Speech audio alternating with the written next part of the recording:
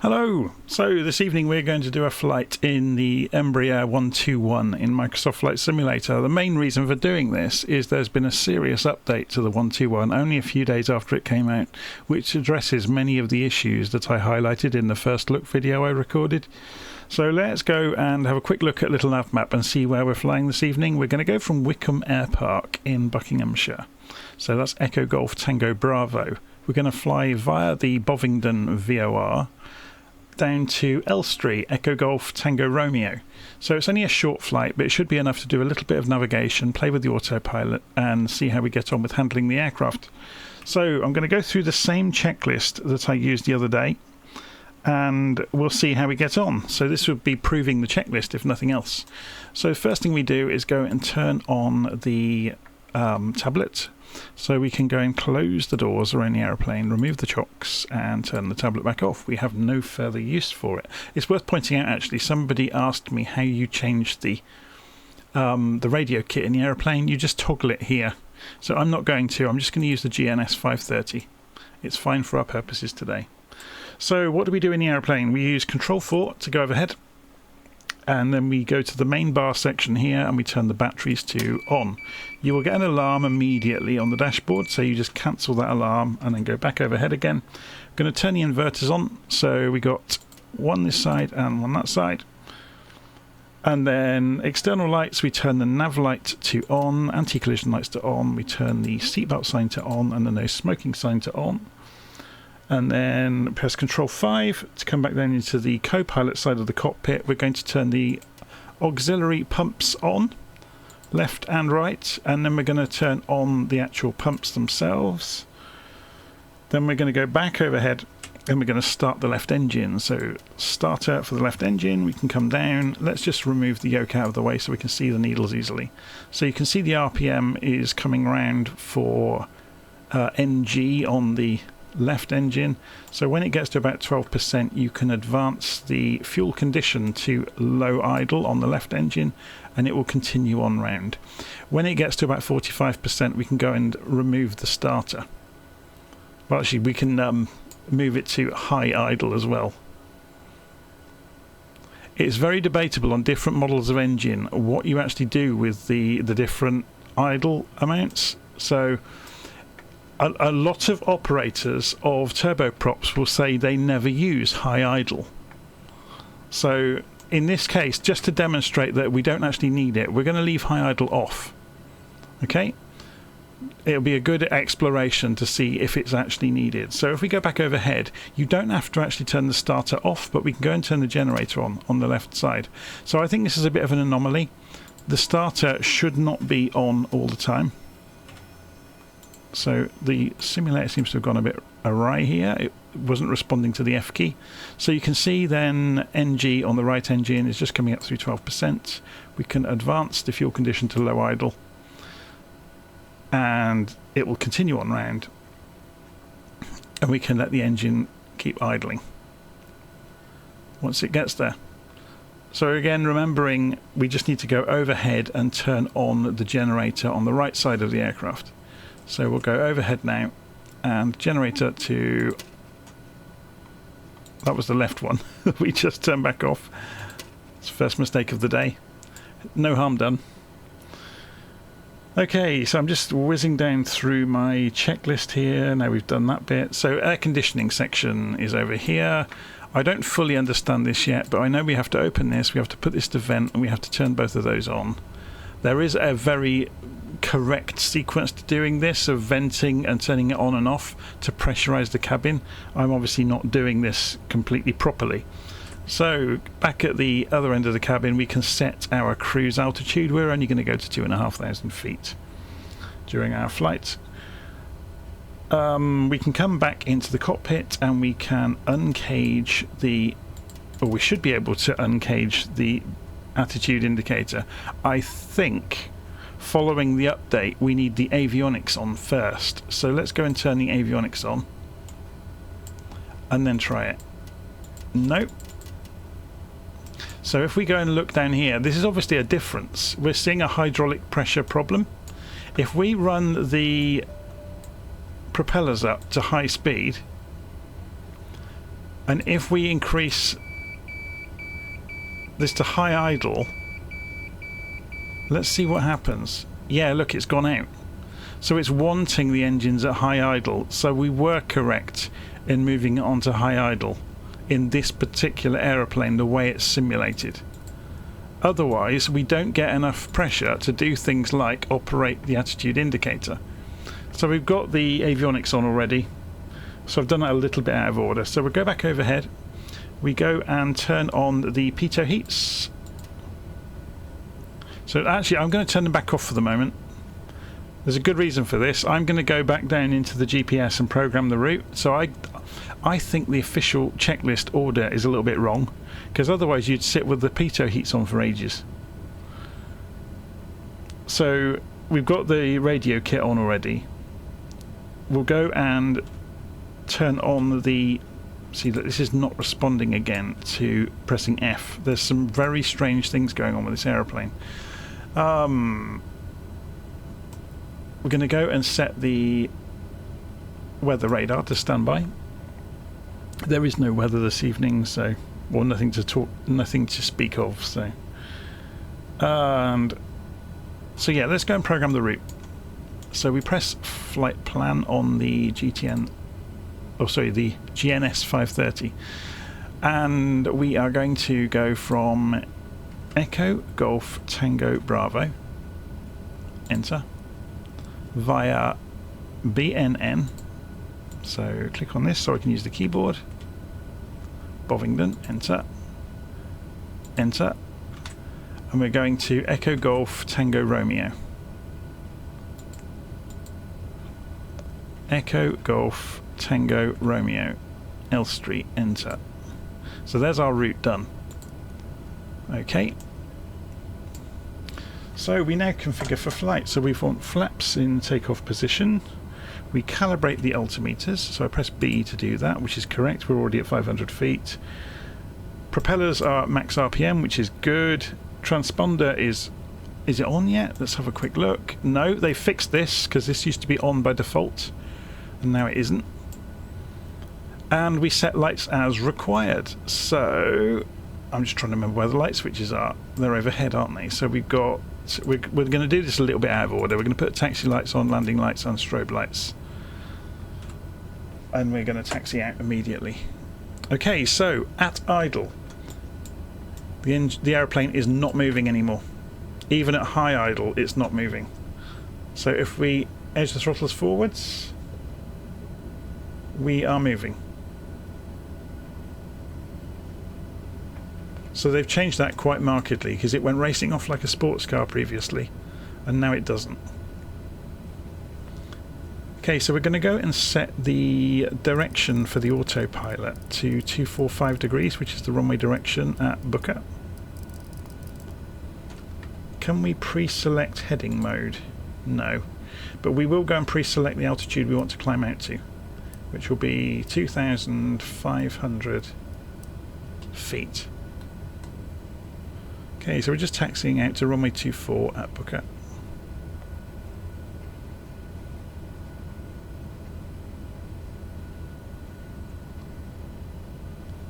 And full throttle.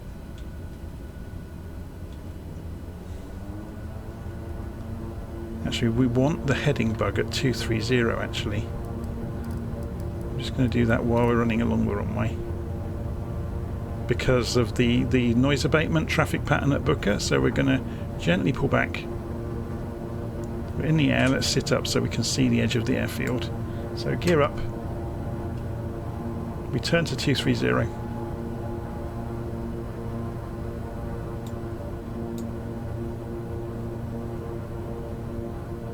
Trim the aeroplane. Flaps up.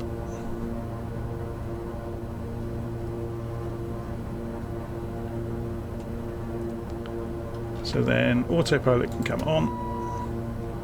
Go heading mode. And we can set the vertical speed to get to our altitude we want, to say 1,500 feet a minute. So we're departing Booker, and you can see that's happening here. So we went a little bit off track. So we went 230 degrees for a little while, and a bit more than 230 while we were fiddling with things. Coming up to 2,500 feet right now. So we'll come back off the power. We can bring the propeller, the RPM speed down as well. And we'll start the aeroplane turning. So we'll use the heading bug to do this. So we're going to go and turn to 60 degrees. So we're above the traffic pattern now, so we don't need to worry so much. Okay, so we want the Bovingdon VOR, which is 11375. So let's go and program that in down here. So push this in. 113. No, there's a bug. We are programming the active frequency.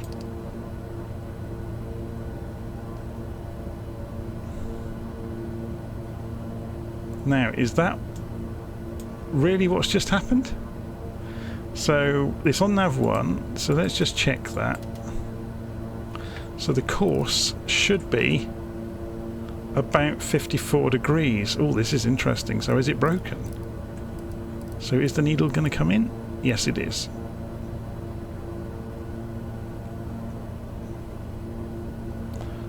So do we have distance measuring equipment in the cockpit?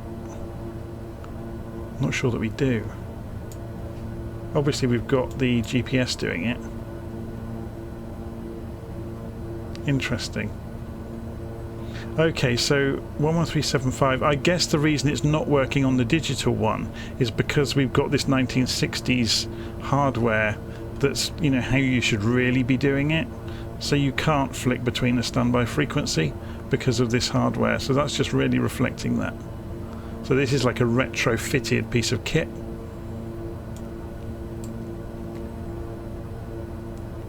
They do say in the instructions it's not study level, so don't get too hung up on it. So let's see if it will follow the GPS track then instead of the radio track. So if we go to GPS, that's a good point actually. Does that, so that synchronizes, look. So if we flick this, we do get the switch changes the GPS, and so does the GPS CDI button, which is great. So if we do this and then say nav on the autopilot, will it? It's armed nav, but it's not going to intercept on purpose. So what we'll have to do is set the aeroplane to an intercept course with the track, and hopefully then it will intercept and straighten up. So we'll see the aeroplane turn left in a few moments. Let's go at a slightly straighter course to do that. So yeah, it's already turning left. So what you're seeing here is the aeroplane gently turning left to join the track.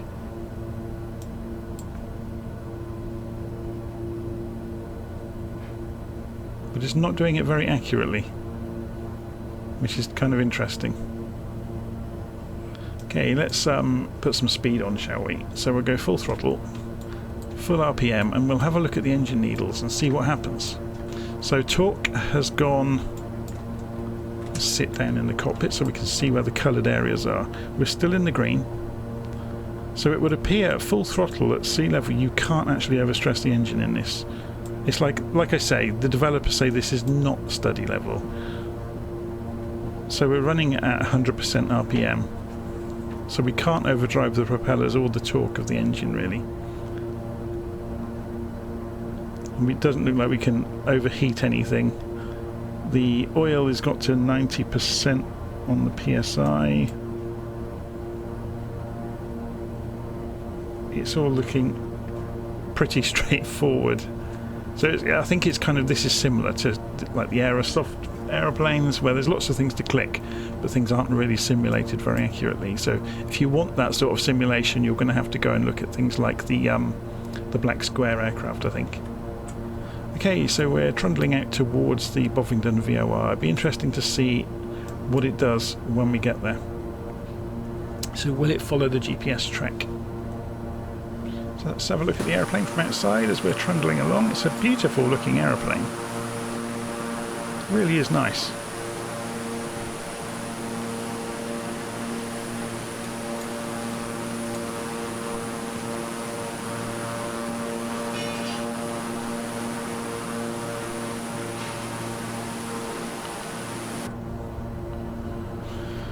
Okay, is this giving us our distance to Bovingdon? 3.6 miles to go.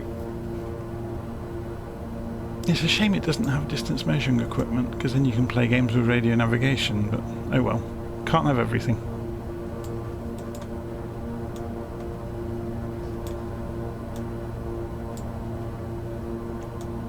While we're flying along, I hope this doesn't break it. Let's go and swap the radio kit. So we've now got a GTN. It will take a few seconds for it to boot up. So that was the PMS. It's loaded up. Yeah, here it comes. So if we go to map, we should get the same flight plan. Or not. It hasn't brought the flight plan with it, so we're going to have to navigate. So that's interesting. It hasn't carried the flight plan over. So we need to turn right to 117 degrees. So on the autopilot, let's actually just see if it does do it. So watch the flight director. No, it's flown straight over. Look, it hasn't got a flight plan anymore. So what we will do, and we don't actually have an autopilot anymore. That's a bit of a disaster.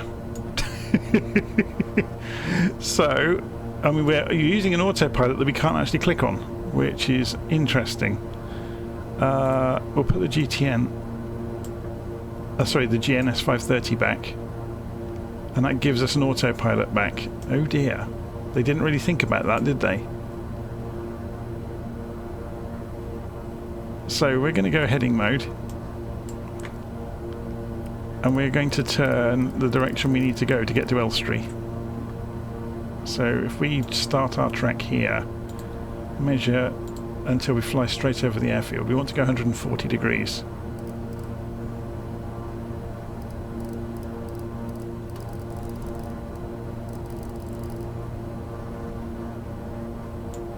It's interesting there's no marker here either to mark, you know, where if you are lined up with the heading bug. So we should see now we're broadly going in the right direction. So we'll put altitude hold on as well, just to hold us at the altitude we're at.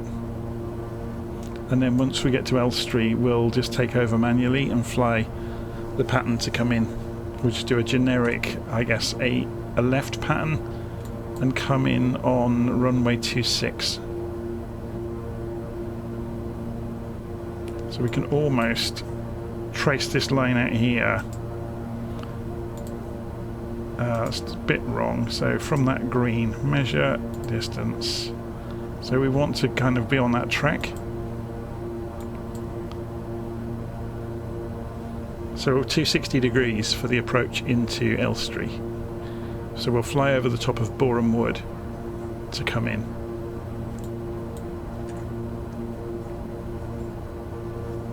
So on the way in, yeah, off our right side over here, you probably can't see it's under the wing at the moment, is the Harry Potter studio tour. I know I've pointed out, there it is down there. It's the studios, when they wrapped up filming the Harry Potter movies, they turned the studios into a museum which you can go and visit. It's a brilliant day out. It's that building there. It's an absolutely brilliant day out.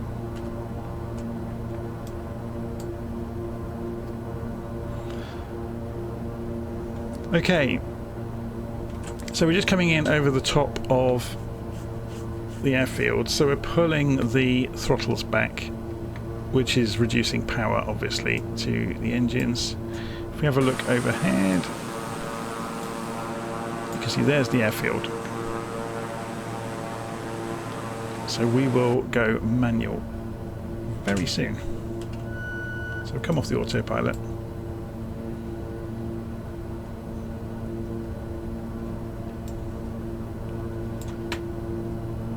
Can't see anything through the seats behind us, unfortunately. So we're going to fly out towards Boreham Wood. So if we show you this on the map, show you where we're going, we should get visuals of the airfield, hopefully in the corner of the window,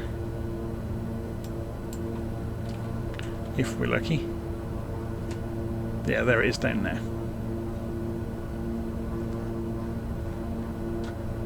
So we're going to reduce power further. So this is going to be interesting now to see how much airspeed we lose. So it looks like it's behaving a lot better than it was, because obviously we haven't got that excess thrust going on at idle. So I'm not at idle, I'm in 50% throttle. So we're able to descend and not travel too quickly, which is really useful. So if we look from outside, you can see there's the airfield. We're going to do a left turn in a moment. So we'll begin our left turn now.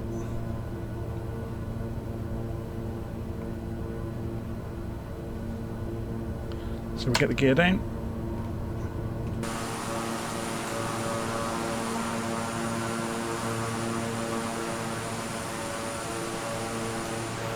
You see the airfield out there.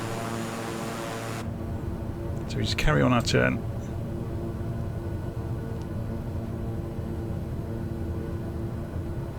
Overshot slightly, but not too much.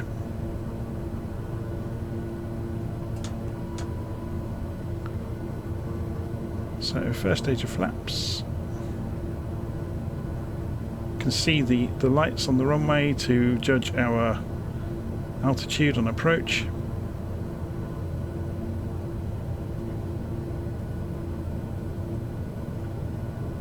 So one red, one white. We're roughly on target now.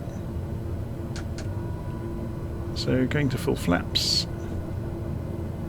We're just watching the speed bleed off to see how much it does bleed off. Obviously we've got the gear down now. Engines are at idle.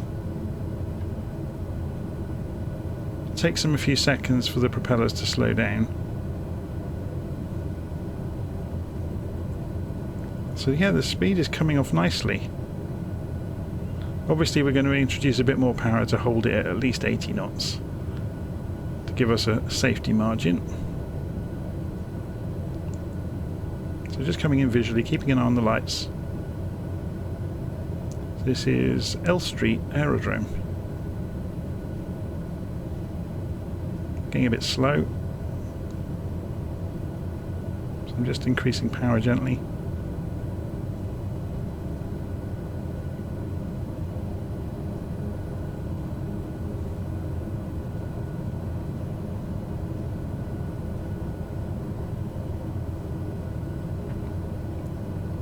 So back to idle.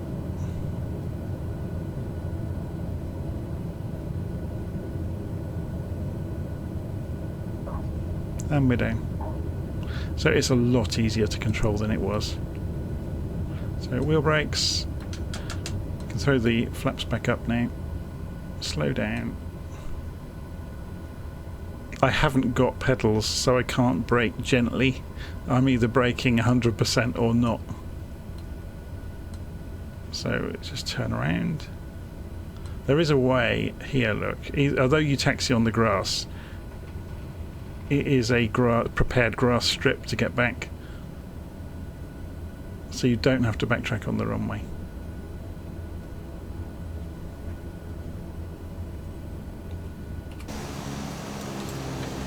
Okay, so just going to slow us right down. And go and turn off the landing lights and the strobes and look back down.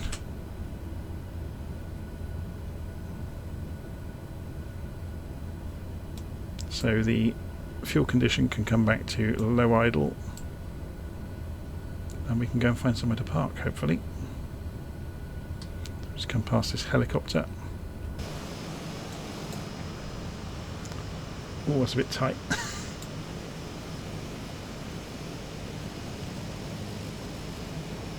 Where shall we park? It's a busy airfield, isn't it? Up the far end over there.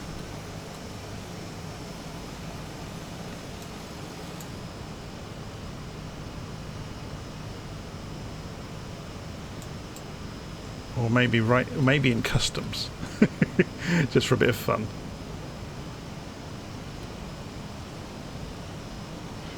Okay, so stopped the aeroplane, so we'll pull the fuel condition back to cut off.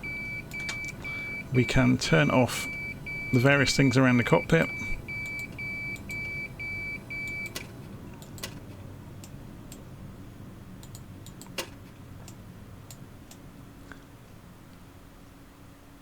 and have a look around the airfield, I suppose. So actually, I didn't check the last time we saw this. Can you control things like the door from inside? So if we go down here, can we play games with pressing door buttons, or does it have to be done? I think it has to be done from the cockpit by the look of it.